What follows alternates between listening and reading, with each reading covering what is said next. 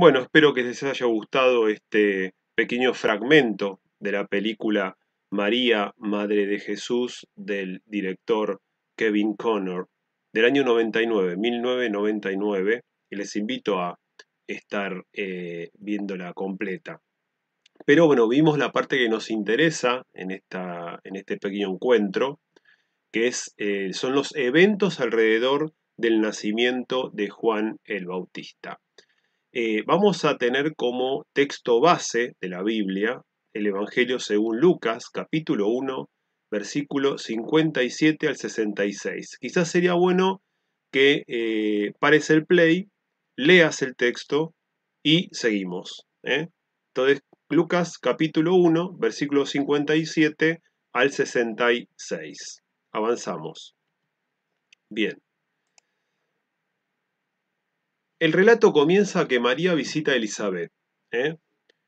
Hay una alta probabilidad de que eran parientes. Lucas no lo dice. Hay una tradición que dicen que eran primas. No está muy comprobado, pero de alguna manera María se conocía con Elizabeth. Tuvo que hacer un recorrido bastante extenso para llegar a la ciudad de Ain Karem, que estaba a 8 kilómetros al oeste de Jerusalén y era un camino bastante peligroso. Por lo cual, bueno, el relato de Lucas nos muestra que María fue cuidada en esa travesía hasta llegar a la casa de Elizabeth y Zacarías. Y dice el versículo 58, y cuando oyeron los vecinos y parientes que Dios había engrandecido para con ella su misericordia, se regocijaron con ella, con Elizabeth. Bueno, acá tenemos la primera gran enseñanza, la primera gran enseñanza. La primera, bueno, ¿dónde está mi regocijo, mi alegría? Estamos viviendo una cultura que es muy autorreferencial, muy autorreferencial. Es decir, que las alegrías, los logros, nos ponemos contentos por lo que nosotros conseguimos y no por lo que consiguen los que están alrededor nuestro. Hemos desarrollado para mal como una coraza en donde no podemos percibir los logros del otro, la alegría del otro, compartir y regocijarnos cuando el otro está alegre, cuando el otro tiene una bendición, ¿no?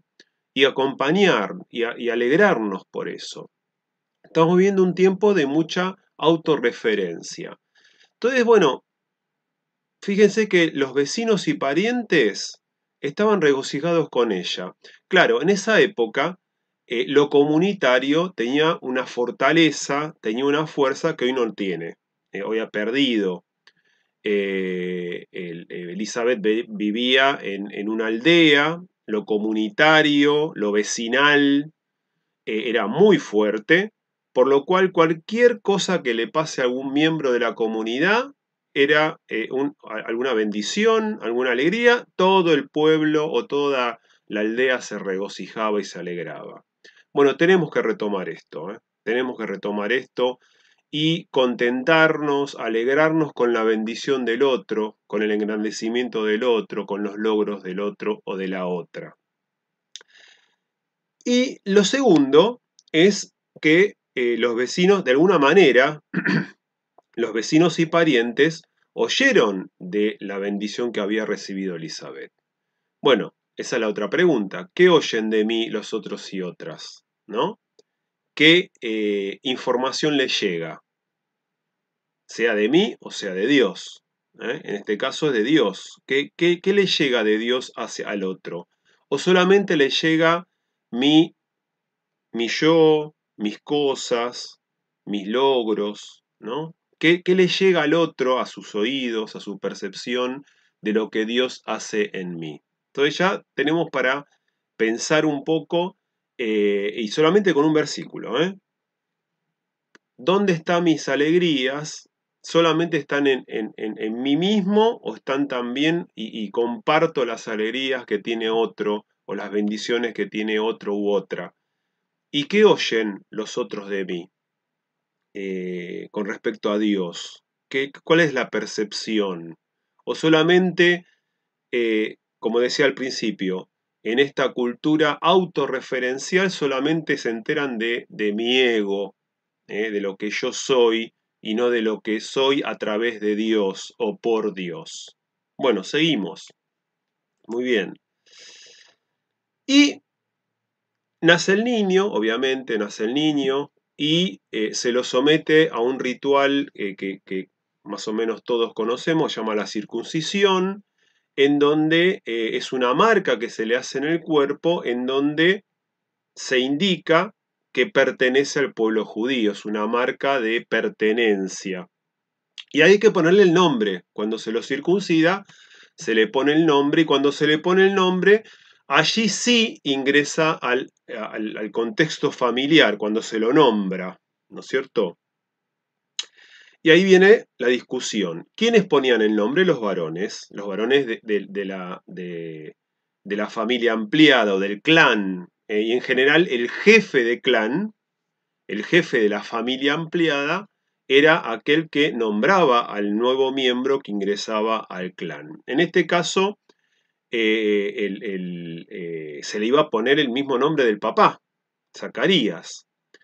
Pero no siguieron la tradición, porque en este caso, con valentía, Elizabeth dice en el versículo 60, pero respondiendo su madre dijo, no se llamará Juan, porque esto se lo dijo el ángel. El ángel le dijo, no se llamará, le pondrás al niño por nombre Juan, y preparará el camino del Mesías.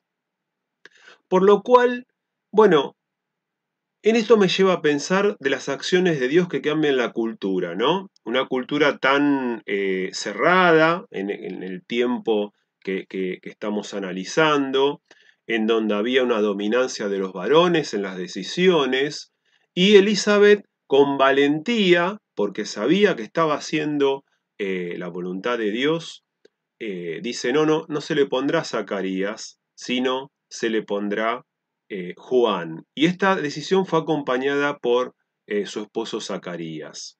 Bueno, en este sentido tenemos que pensar, muchas veces pensamos, bueno, si se hizo como se hizo siempre, ¿por qué vamos a cambiar? En cualquier decisión, en el trabajo, en la iglesia, en donde sea. Pero también en mi propia vida. Quizás frente a un problema, obré de alguna manera, tuve éxito. Cuando vuelva a tener el mismo problema, obro de la misma manera. Y Dios no obra así. Dios obra de forma maravillosa, cambiante. Es muy creativo en las decisiones y en el devenir de resolver un problema. Entonces las acciones de Dios cambian la cultura, no siempre son iguales, no nos atemos a recetas que fueron exitosas en el pasado, porque en el presente quizás Dios quiera hacer de otra manera. Interesante esto. Bien, entonces, bueno, le preguntan al padre, versículos 62 y 63, Zacarías. Entonces preguntaron por señas al padre, recordemos que había perdido el habla cuando se encuentra con el ángel en el lugar santísimo. Entonces dice, entonces preguntaron por señas a su padre, ¿cómo le quería llamar? Y pidiendo una tablilla, escribió diciendo, Juan es su nombre, y todos se maravillaron. Qué grande Zacarías, ¿eh? Apoyando a la esposa y apoyando la voluntad de Dios, ¿no es cierto? Eh, y esta frase me encanta. La convicción de fe convence no por coerción, sino por persuasión. ¿Eh? Eh, Dios ha convencido de que el niño tenía que llamarse Juan, ¿sí? Y a pesar de que iba en contra de las tradiciones del clan, Zacarías se somete a esa voluntad, ¿eh? No por coerción, sino por persuasión. Lo hizo porque tenía que hacerlo, porque tenía que hacerlo. Y ahí Zacarías pudo hablar, pudo verbalizar, pudo poner en palabras lo que estaba pasando. Interesante esto. Tiene tanta riqueza este texto que no nos vamos a detener en detalles, pero yo hago énfasis para que ustedes se queden pensando un poco. Y una cosa sí quiero hacer hincapié. Dios, cuando es la voluntad de Dios, Dios convence a todos. Los llaneros solitarios no van en el proyecto de Dios. Y esto en especial en las familias. Cuando un miembro tiene la convicción de algo de Dios, de un mensaje de Dios, de una acción de Dios, Dios va a convencer al resto de la familia. Si el resto de la familia no está convencida, ahí hay que tener cuidado de que quizás no sea lo que Dios quiere para esa familia. No voy a andar en esto porque hay muchos ejemplos en mi vida cristiana, pero cuidado, porque todos tienen que estar convencidos en una decisión, ¿eh? Ya sea ámbito familiar, sea comunidad de fe, sea iglesia. Dios no obra en forma individual, sino obra en forma colectiva. Bueno, seguimos, muy bien.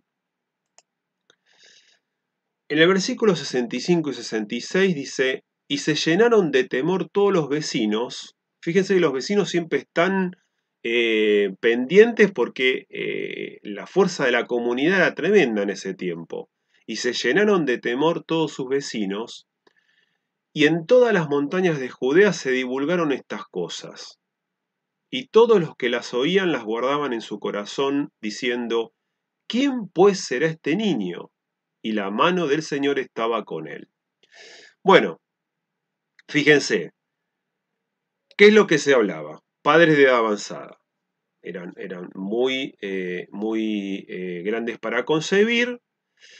Eh, Se derriba con Juan el prejuicio de la esterilidad. Recuerden que la esterilidad en ese tiempo y para la mujer era tremendo. La mujer se formaba como mujer dando hijos. Hoy ya ha cambiado los tiempos, pero en ese tiempo era muy importante para la formación de lo femenino que tenga hijos. Y Elizabeth no podía, quizás era el varón que no podía, pero en ese tiempo también se le echaba las culpas a la mujer que era estéril, no al varón. Fíjense lo patriarcal que era esa cultura. Edad avanzada. Se derriba el prejuicio de la esterilidad y Dios engrandece a la pareja por su misericordia. Por misericordia tienen, esta bendición de tener nada más ni nada menos que a Juan el Bautista. Y todo esto los vecinos lo guardan en la memoria, se divulga y lo guardan en su corazón. ¿eh?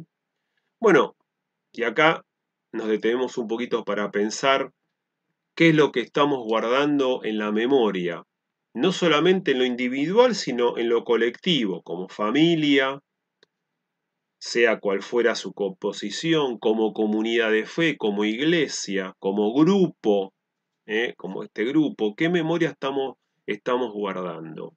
Es muy importante la memoria. La memoria hace que seamos lo que somos ahora. El legado de la memoria es lo que nos impulsa hacia el futuro. Entonces, lo que guardemos en la memoria es muy, pero muy importante. Hay aspectos de nuestro pasado que nos lastiman. Entonces, pidamos a Dios para que esos eventos que nos lastiman lo podamos ubicar en un lugar que no nos lastime más. No van a desaparecer, no lo vamos a olvidar, pero pidamos a Dios que ese pasado, eh, esos actos, esas conductas, esas situaciones que hemos vivido en el pasado, que cuando las rememoramos nos lastiman, nos traen angustia, nos traen pesar, que Dios las ubique en un lugar que no nos lastime más. Van a seguir estando, pero ya no van a... Y reemplacemos ese pasado que nos lastima por nuevos pensamientos, nuevas memorias que nos regocijen, que nos ayuden a rememorar cómo Dios dio en el pasado cómo hubo hermanos y hermanas que nos ayudaron y cómo ese futuro se va a volver a repetir. Interesante esto de la memoria.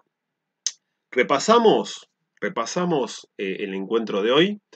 Recordemos que empezamos con la alegría. ¿Dónde está mi alegría? ¿Sí? Si el otro es bendecido, si el otro tiene logros, ¿me regocijo con el otro o con la otra? ¿Puedo ser empático con los logros del otro, con las bendiciones del otro? ¿O solamente es todo autorreferencial? ¿Solamente me pongo contento o me regocijo, me alegro con lo que me pasa a mí solamente? Y el otro puede ser aquel que está conmigo cerca cotidianamente, en mi familia, o el hermano o la hermana, o mi amigo o mi amiga, o mi compañero de trabajo, o mi compañera de trabajo.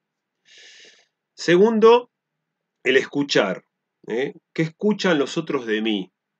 ¿Qué ven de mí? Cuando hablo, ¿qué es lo que escucha aquel que me acompaña cotidianamente? En mi familia, en mi lugar de trabajo, en mi lugar de estudio. ¿Qué es lo que escucha de mí? ¿Eh? El tema de la voluntad de Dios. La voluntad de Dios convence a todo mi entorno. Todos estamos convencidos de que la voluntad de Dios es esta. No hay llaneros solitarios. No hay revelaciones puntualmente a alguien. Quizás se la da, pero Dios se va a encargar de convencer a todo el grupo para poder poner en marcha el proyecto de Dios. Entonces la voluntad de Dios es colectiva, no es individual. Todos involucrados en esta voluntad de Dios. Y por último, la memoria. Interesante la memoria, quizás en algún momento vayamos a hacer más hincapié en esto. ¿Qué es lo que guardo en mi memoria? ¿Qué recuerdos están? Bueno, hay recuerdos que lastiman. Y si el recuerdo está latente, me sigue lastimando en mi presente y lo seguirá haciendo en mi futuro.